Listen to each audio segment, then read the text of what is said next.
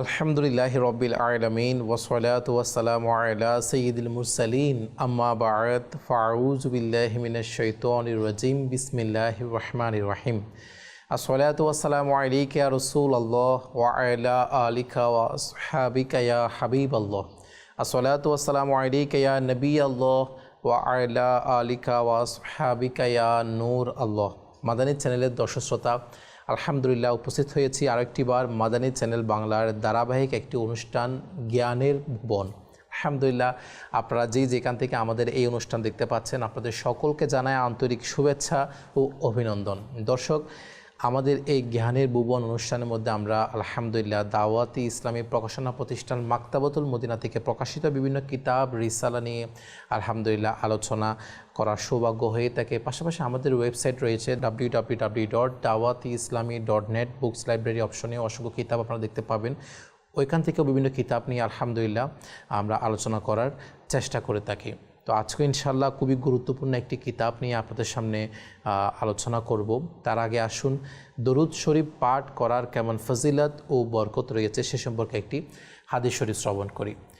দাওয়াত ইসলামী প্রতিষ্ঠাতা যিনি আমির আহলে সুন্নাত মৌলানা মোহাম্মদ ইলিয়াস আত্তার কাদেরী দামাত বারাকাতুহুমুল আলিয়া, তিনি আমাদেরকে দরুদ শরীফ পাঠ করার উৎসাহ প্রদান করতে গিয়ে তার লিখিত বিভিন্ন রিসালা কিতাবের বিভিন্ন পৃষ্ঠায় তিনি দরুদ শরীফ পাঠ করার ফজিলত লিখে থাকেন এবং আলহামদুলিল্লাহ দরুদ শরীফ পাঠ করার ফজিলত সম্পর্কিতও কিন্তু অনেকগুলো তিনি কিতাব লিখেছেন। তার মধ্যে একটি দরুদ ও সালামের উপহার, এই কিতাবের মধ্যে রয়েছে এভাবে যে আমাদের প্রিয় নবী রসুল আরবি হুজুরপুর নূর সাল্লাল্লাহু তাআলা আলাইহি ওয়া আলিহি ওয়াসাল্লাম ইরশাদ করেন, যেই ব্যক্তি আমার উপর সারা দিনে মাত্র 50 বার দরুদ শরীফ পাঠ করবে, আমার নবী বলে আমি ওই ব্যক্তির সাথে কাল কিয়ামতের দিন মুসাফাহা করব।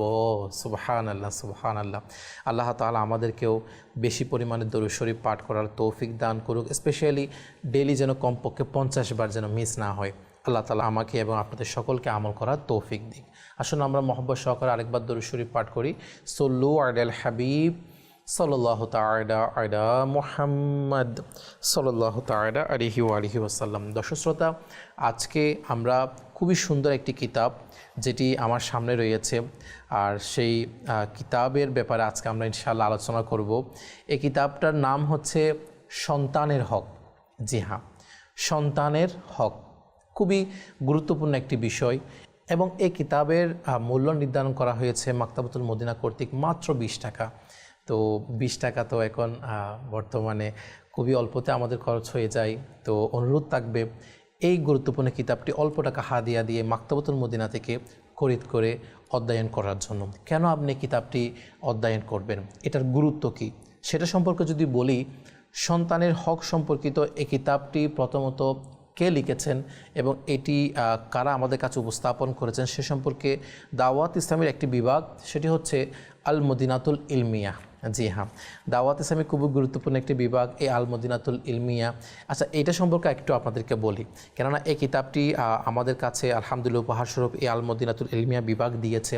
তো এই বিভাগের একটু যদি ব্যাপার আপনাদেরকে বলি, সেটা হচ্ছে আলহামদুলিল্লাহ আমির আহলে সুন্নাত দামাত বারাকাতুহুমুল আলিয়া এর পক্ষ থেকে বিশেষত আমার আকা আলা হজরত ইমাম আহলে সুন্নাত আজিমুল বারাকাত আজিমুল মর্তাবাত পরওয়ানায়ে শামে রিসালাত আলহামদুলিল্লাহ মুজাদ্দিদ ও মিল্লাত আমার ইমাম আহমদ রাজা খান রহমতুল্লাহ আলাই এর অতুলনীয় যে মেধা এবং তার যেই প্রতিভা এবং তার যে উচ্চ মানের ফিকাহ শাস্ত্র এবং নতুন ও পুরনো জ্ঞানে পরিপূর্ণ নৈপুণ্য দক্ষতা অর্জিত ছিল।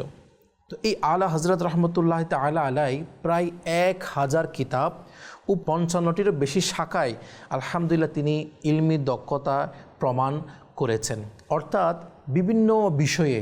তো কিতাবের মধ্যে আমরা যেটা বলা হচ্ছে প্রায় 55টিরও বেশি বিষয়ে তিনি আলহামদুলিল্লাহ কলম ধরেছেন। তো আলহামদুলিল্লাহ তার সকল লিখনী বিভিন্ন আন্তর্জাতিক এবং প্রসিদ্ধ অর্জন করেছে তার লিখনীগুলা। তার মধ্যে আমরা জানি আলহামদুলিল্লাহ কানজুল ঈমান, সুবহানাল্লাহ, কোরআনে পাকের সেই অনুবাদ, সুবহানাল্লাহ সুবহানাল্লাহ। এইভাবে হাদাইকে বকশিশ, ফতোয়ায়ে রাজাবিয়া, বিশাল বড় একটি কিতাব আলহামদুলিল্লাহ। এবং এই আলা হজরত রহমতুল্লাহ তাআলা আলাই এর রেখে যাওয়া যে লিখনী, এগুলা আমাদের কাছে, আমার নবীর উম্মতের কাছে কিভাবে বর্তমান যুগ অনুযায়ী কিভাবে সহজে আমাদের কাছে পৌঁছানো যায় সেই চেষ্টায় লিপ্ত রয়েছে আপনার আমার দাওয়াত ইসলামের এই বিভাগ আল মদিনাতুল ইলমিয়া। আলহামদুলিল্লাহ, আল মদিনাতুল ইলমিয়া এটি দাওয়াত ইসলামের সম্মানিত ওলামা ও মুফতিগণ যারা রয়েছেন তাদের সমন্বয়ে গঠিত। এটা বিশেষ করে এই বিভাগটি শিক্ষা, গবেষণা, প্রচার ও প্রকাশনামূলক কাজের গুরুদায়িত্ব পালন করে যাচ্ছে। এই বিভাগের আমাদের প্রায় 6টা বিভাগ রয়েছে।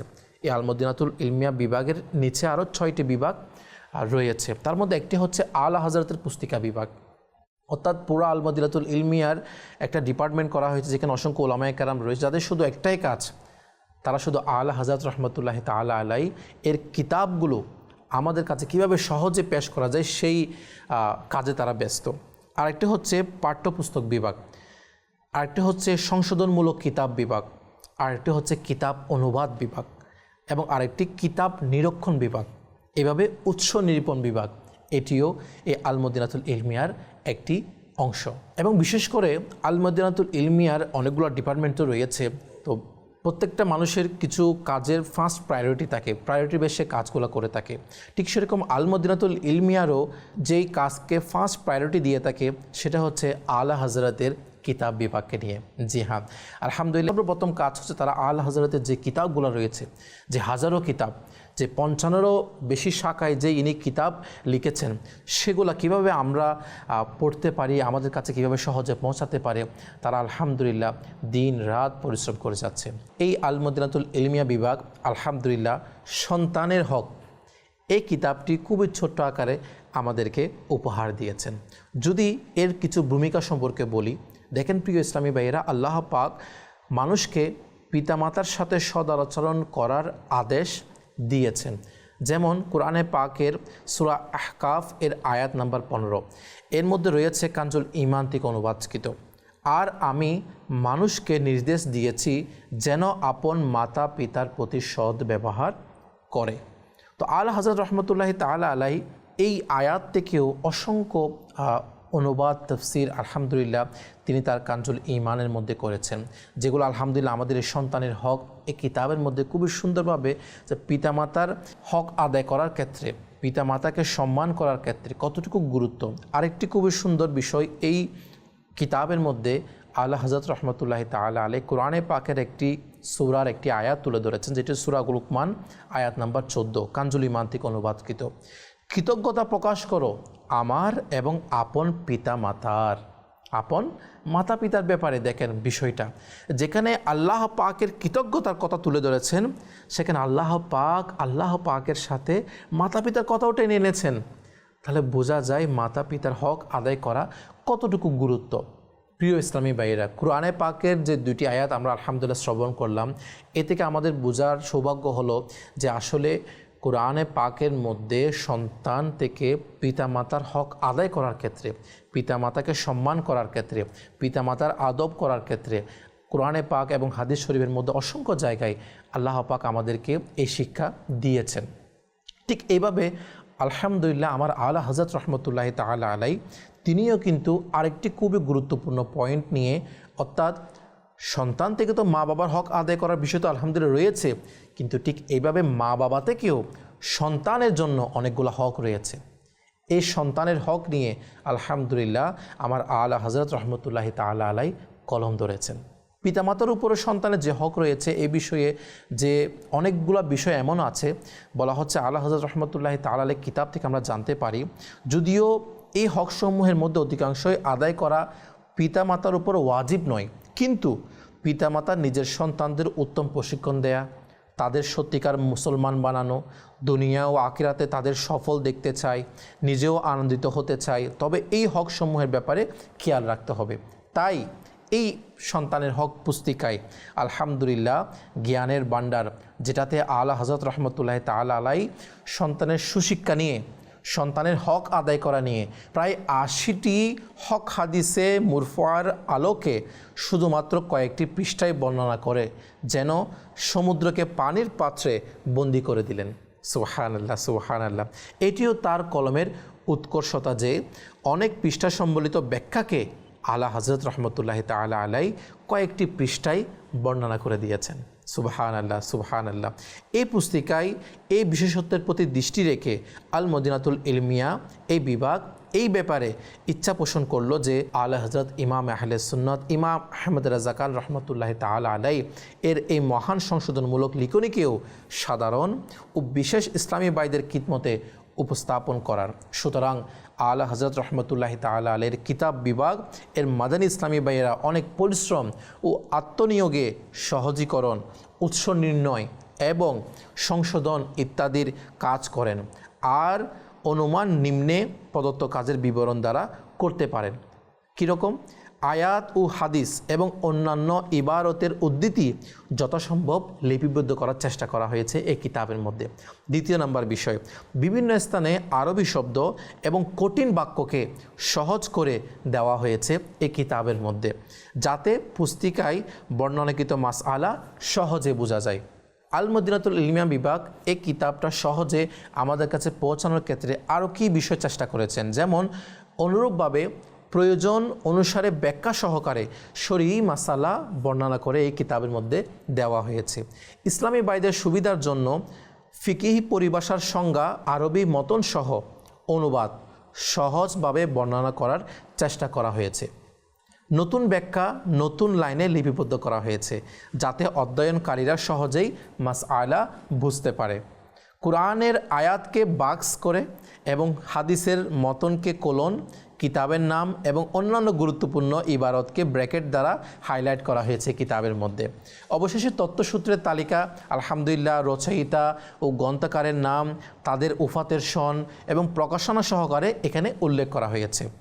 তো এই প্রচেষ্টা ইসলামী ভাইয়েরা যে সৌন্দর্য অবলোপন করবে তা আল্লাহ পাকের দান, তা প্রিয় হাবিব সাল্লাল্লাহু আলাইহি ওয়াসাল্লামের দয়া এবং উলামায়ে কেরাম এবং বিশেষ করে শাইখে তরিকত আমির আহলে সুন্নাত দামাত বারাকাতুহুল আলিয়া এর ফয়েজ।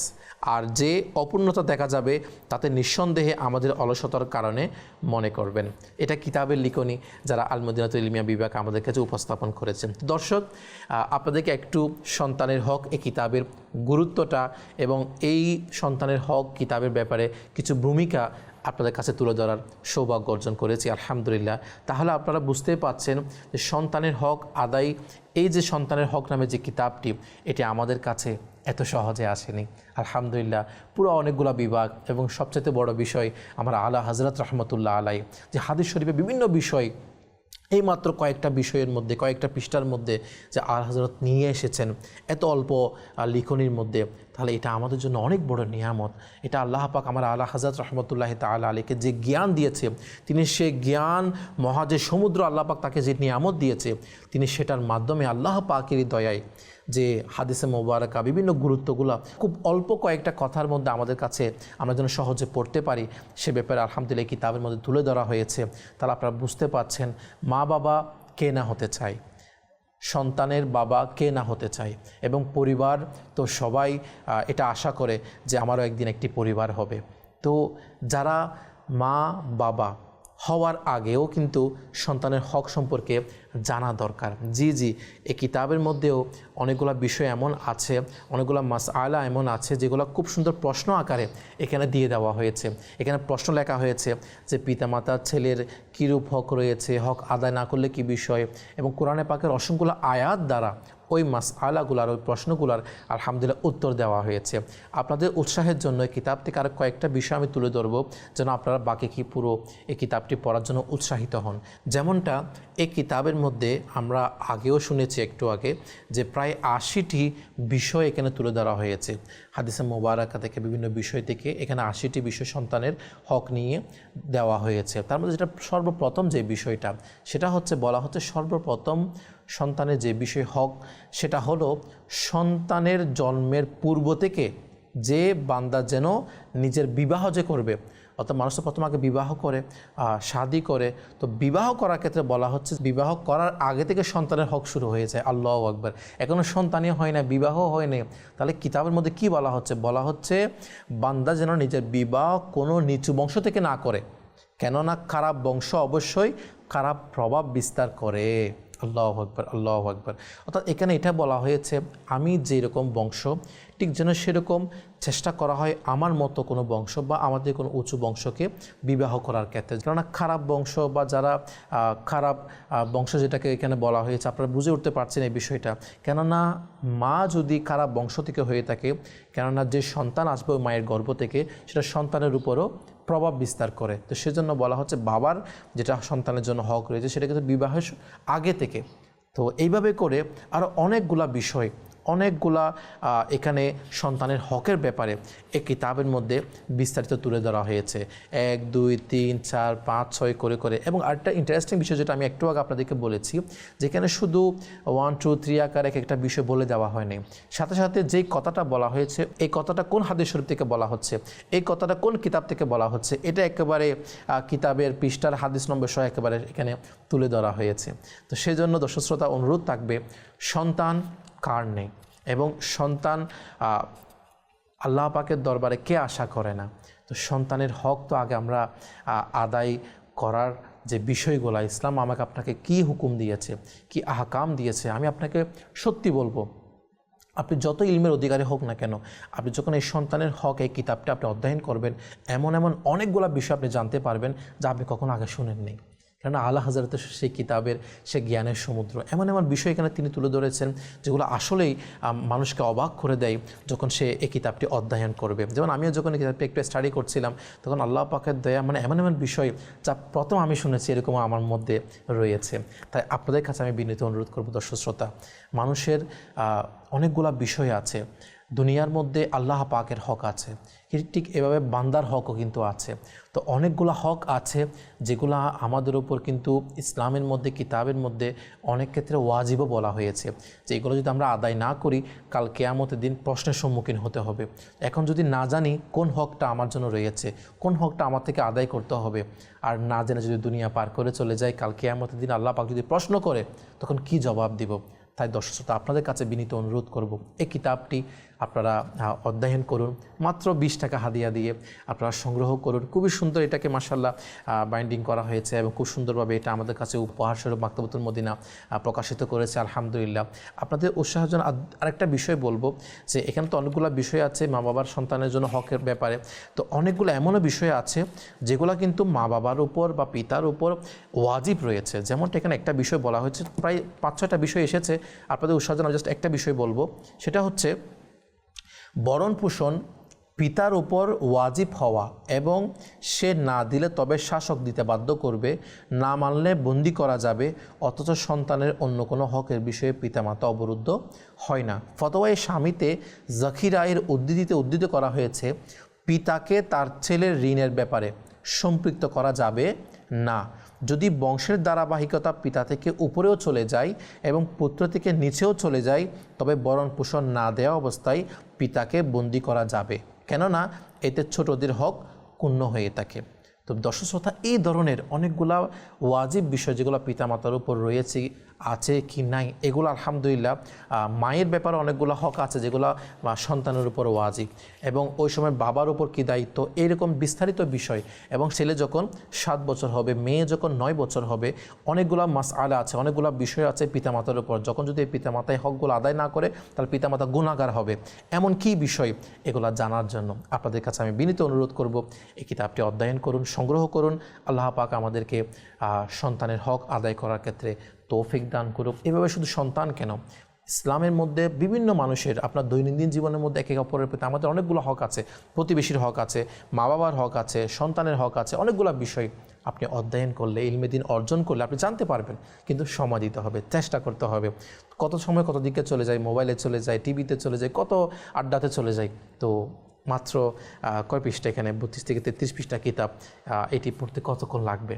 তো আপনাদের কাছে বিনীত অনুরোধ করব, আমরা সকলেই এই কিতাব নিজেও অধ্যয়ন করি এবং আরও সোয়াব হাসিলের জন্য আমরা চাইলে মাকতাবাতুল মদিনা থেকে কিতাবগুলো সংগ্রহ করে মাত্র 20 টাকা হাদিয়া, আপনি চাইলে মানুষকে সদকায়ে জারিয়া হওয়ার জন্য আপনি মানুষকে এটাকে কি করতে পারেন, উপহার দিতে পারেন। আপনি মাকতাবাতুল মদিনার সাথে যোগাযোগ করেন, আপনি যদি চান এটাকে আপনি 1000 পিস আপনি মানুষকে বিলি করবেন। আপনার থেকে যদি অসুবিধা হয়ে থাকে আপনি মানুষকে উপহার দিতে, দাওয়াত ইসলামী মাকতাবাতুল মদিনার বিভাগ রয়েছে, আলহামদুলিল্লাহ রিসালা বন্টন বিভাগ রয়েছে, আপনি শুধু আমাদেরকে অর্ডার করে দিতে পারেন, আমরা ইনশাআল্লাহ মানুষের দ্বারা দ্বারা পৌঁছে দেবো যারা এই ইলমি দিনগুলো জানে না। আলহামদুলিল্লাহ আমাদের সেরকম স্ট্রাকচার রয়েছে, বিভিন্ন থানায় বিভিন্ন যে ডিস্ট্রিক্টে আমাদের সেরকম ইসলামী ভাই রয়েছে, তাদেরকে আমরা পৌঁছে দিব তাদের কাছে। তারা ইনশাল্লাহ আপনার এই সদকায়ে জারিয়ার যে মাধ্যম, আলহামদুলিল্লাহ কিতাব মানুষের কাছে পৌঁছে দেওয়া, মানুষের ঘরে, মানুষের দোকানে পৌঁছে দেওয়া, মানুষের অফিসে পৌঁছে দেওয়া, এটা দাওয়াত ইসলামী দায়িত্ব নেবে। তো আপনার কাছে আমি বিনীত অনুরোধ করব, আপনি নিজেও অধ্যয়ন করুন, পারলে আল্লাহ পাক আপনাকে তৌফিক দিয়েছে, আপনি এরকম কিতাব, এরকম ইলমে দ্বীন সম্পর্কিত বিভিন্ন রিসালা মানুষকে উপহারও দেওয়ার চেষ্টা করুন। আল্লাহ তাআলা আমাদেরকে ইলমে দ্বীন অর্জনের ক্ষেত্রে শয়তান থেকে বেঁচে আল্লাহ তার রসুলের পথে ইলমে দ্বীন অর্জন করার আল্লাহ তাআলা আমাদেরকে তৌফিক দান করুক। আমিন বিজাহি নবিল আমিন সাল্লাল্লাহু আলাইহি ওয়াসাল্লাম। সল্লু আলাল হাবিব সাল্লাল্লাহু তাআলা আলা মুহাম্মদ সাল্লাল্লাহু আলাইহি ওয়াসাল্লাম।